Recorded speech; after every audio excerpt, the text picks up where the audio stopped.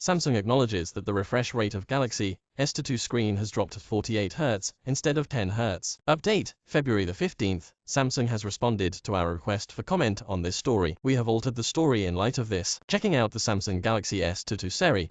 Specs reveals a lot of impressive numbers and desirable features. However, depending on which table you are looking at, there are two different figures for the Galaxy S22 and Galaxy S22 Plus. Refresh rates, which paint very different pictures of the phone.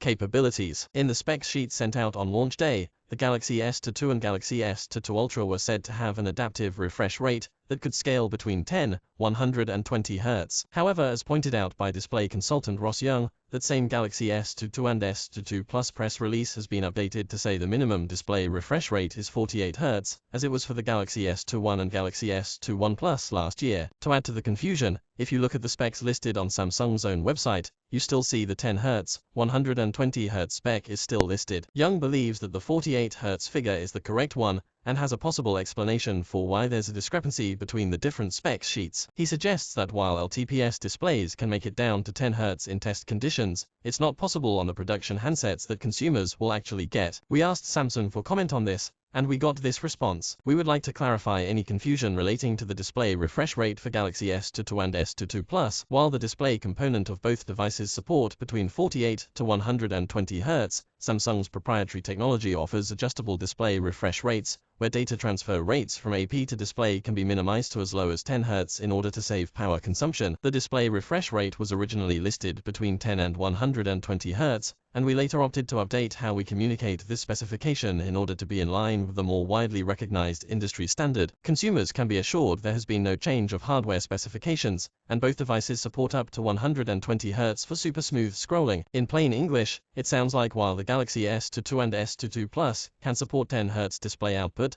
the display itself cannot. Therefore, both numbers are technically correct, and the phone's hardware will not change between the reveal and launch day, but users will only see a 48 Hz minimum refresh rate when using the phone themselves. Samsung has arguably misled users with this 10 Hz minimum spec listing, although it needn't be a deal breaker. You still get the promised 120 Hz maximum refresh rate when you need it, and you'll still save battery when the phone kicks down to the 48 Hz minimum. The higher minimum refresh rate means the power savings will be lessened somewhat, which could spell bad news for the S22 and S22 Plus.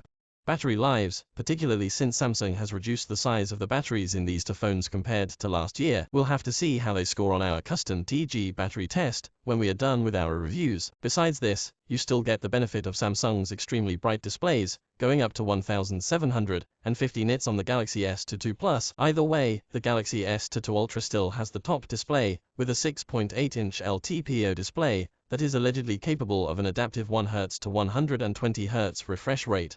It offers the same 1750 nit brightness as the Galaxy S22 Plus, and works with the phone's built-in S Pen. If I was buying an S22, I would be disappointed that the display wasn't quite as good as Samsung had originally claimed. However, I don't think it's an error worth cancelling your Galaxy S22 pre-order. On the bright side, since the phone doesn't hit store shelves until February the 25th, you still have the chance to get your money out if you've now been put off the phone.